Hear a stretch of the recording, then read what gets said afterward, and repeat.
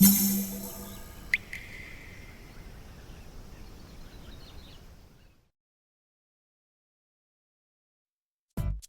うも、底辺役アリスト黄昏です。皆さん、以前まで動画で登場していた30センチキューブ流木レイアウト水槽のことは覚えていますでしょうか？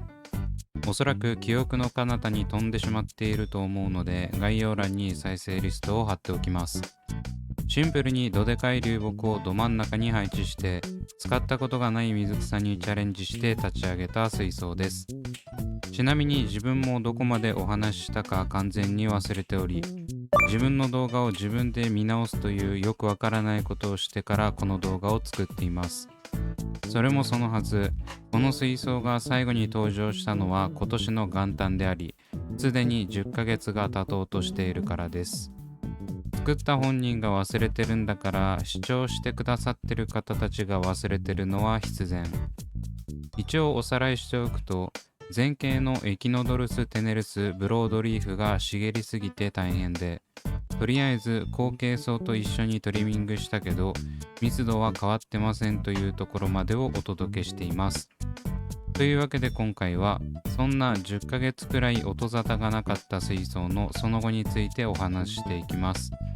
今回もなかなかインパクトのある絵面になってると思いますので楽しみにしててください。それでは早速やっていくんですが、先ほどお話しした前景層であるエキノドルステネルスブロードリーフはこんな感じで、トリミング前は根っこが詰まりすぎて地面ごと浮くような状態でした。ここまで調子がいいと嬉しい反面対処に困りますね。とりあえず前回は丈を短くするために頭頂部分をカットしましたが、長さが短くなっただけで前景部分の密度は変わっていません。一応中継まで侵食していた部分は間引いたんですが、前景部分は全くの手つかずです。さすがにこれはトリミングだけではどうしようもないということで、思い切って対処していくことにします。というわけで、まず最初に行うのはランナーの分断です。エキノドルステネルスはランナーを伸ばして株が増える関係上、一つの株を引っこ抜こうとすると芋づる式で全ての株が抜けてきてしまいます。特にここまで密度が高くなっているとピンセットで選択的に抜くのは不可能に近いです。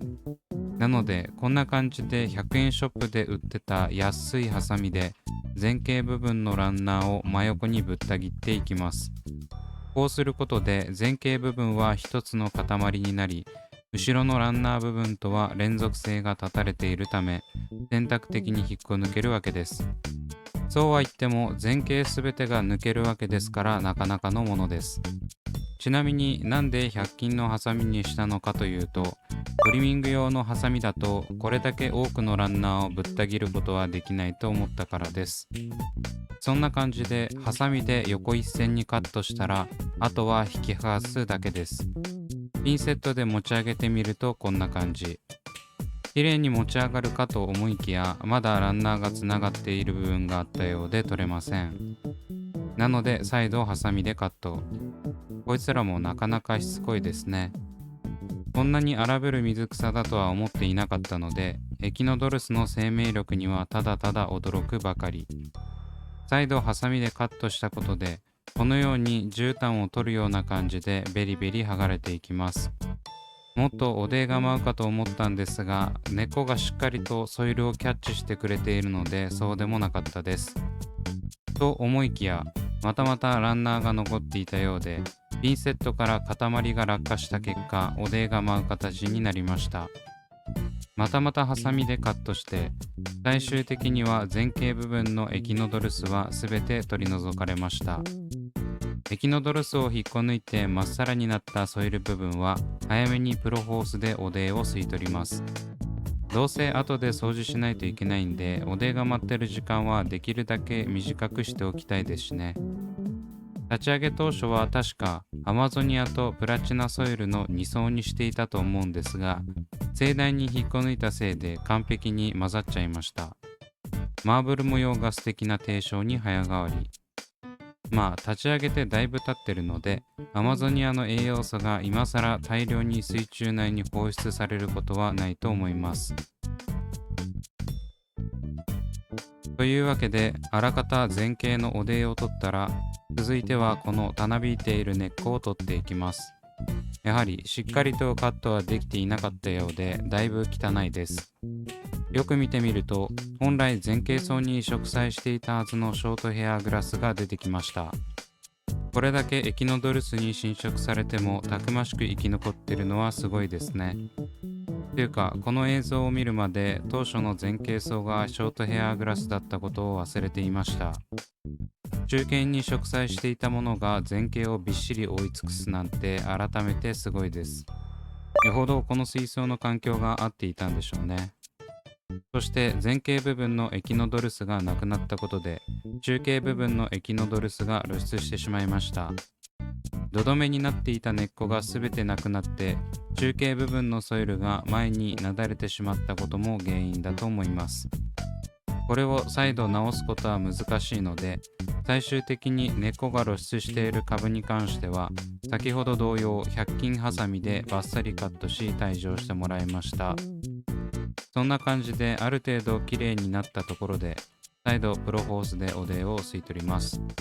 なんかここら辺きっちりやっとかないと気が済まないんですよね。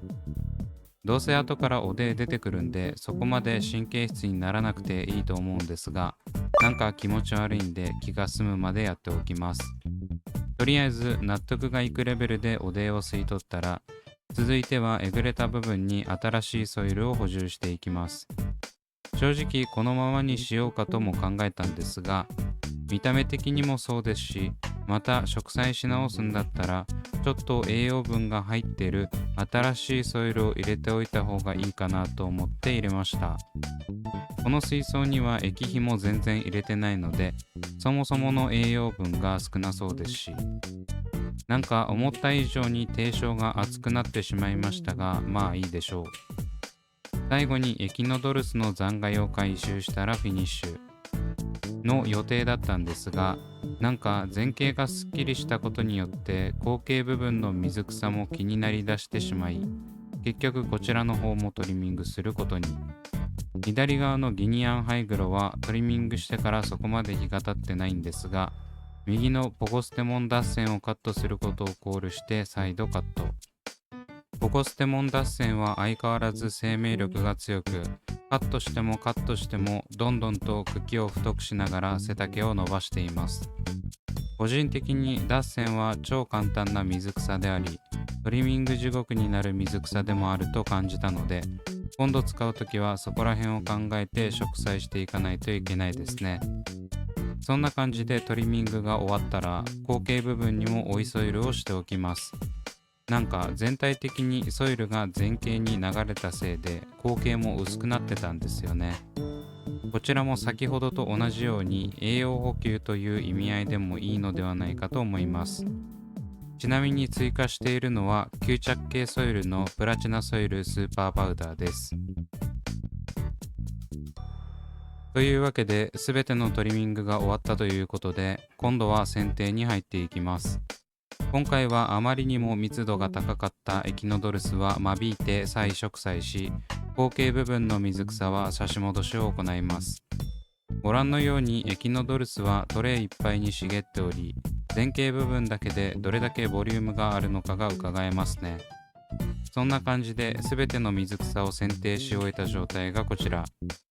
だいぶ時間がかかりました。毎回言ってますけど、トリミング後の水草の剪定が一番だるいです。全自動で使えるやつをいい感じの長さに切り揃えてくれる機械とかないですかね。エキノドルスに完全に侵食されていたショートヘアグラスも意外とこれくらい残っててびっくり。これもまた何かに使えればいいですね。というわけで再植栽していきます。ランナーはすべてカットしているため株数は多いですが、荒ぶり始めるまでは少しラグが出てくるのではないかと思います。こんな感じで一株ずつ丁寧に植栽していきます。なんかめちゃくちゃギチギチな植栽感覚になってますが、これは自分の貧乏性がたたって、できるだけ多くのエキノドルスを植え直そうと思っているからです。正直編集時現在に思い返すと、こんなにギチギチに植栽しちゃったら、せっかく全部引っこ抜いたのに意味ないじゃんって思ってます。皆さんも同じ意見なのではないでしょうか。それでも一株でも多く植栽できるように頑張っています。というわけで、限界までエキノドルスを植栽し直した状態がこちら。さっきよりかはマシになってますが、前景すべてを引っこ抜いた後の密度じゃないですよね。もっと間隔空けて緩やかに成長できるようにしとけよ。他の水槽に使う予定がない水草がもったいなくて捨てれない性分がこういうところで足を引っ張っています。続いては残りの後継層を植栽していきます。まずはギニアンハイグロ。こちらはトリミングした後は太い茎だけの状態になって見た目が悪いんですよね。このように頭頂部を差し戻すことによってだいぶ印象が変わってきます。個人的には成長も緩やかで葉の形も可愛いこの水草は好きなので長く楽しんでいきたいですね。意外と差し戻し株が多くてスカスカな茎だけ状態をカモフラージュできました。続いては溶けかけて激安だった組織培養水草を空いているスペースに植栽して増やしていきます。今回買ってきたのはこちらのシペルスヘルフェリー。結構有名なテープ状の後継層ですね。話によるとめちゃくちゃ長くなるらしく、30センチキューブのような小型水槽向けではないと思うんですが、このまま枯らすのはもったいないので、とりあえずこの水槽に植栽して体勢を立て直します。こんな感じで半分くらい茶色になって枯れてるんですが、まだ生き残ってる株がちらほら。正直水草の種類が欲しいだけなら組織培養1カップ分もいらないんで、ちょっとだけでも株が取れるアウトレット品はお得です。使えそうな株を選定した状態がこちら。思ったより数がありましたね。残念ながら植栽の映像は撮影していなかったので、植栽後の水槽の全体像でお見せします。こんな感じで全ての水草をトリミングした後とは思えない水草の密度になっています。ボゴステモン脱線に隠れてわからなかったんですが、右奥にもエキノドルスが侵食してますね。これほっといたら全部エキノドルスで埋め尽くされるのではないでしょうか。先ほどのシペルスヘルフェリーは以前クリプトコリネトンキネンシスを植栽していた左奥に植栽しておきました。というわけで久しぶりの30センチキューブ流木レイアウト水槽の状態をお届けしていきました。エキノドルスを根っこごと塊で引っこ抜く経験は初めてだったのでどうなることかと思いましたが、思い切ってやってよかったです。あのままにしていたらどんどん水草も状態悪くなりそうでしたしね。そんな感じで大改革を行った結果、この水槽がどうなっていくのか今後も楽しみにしていてください。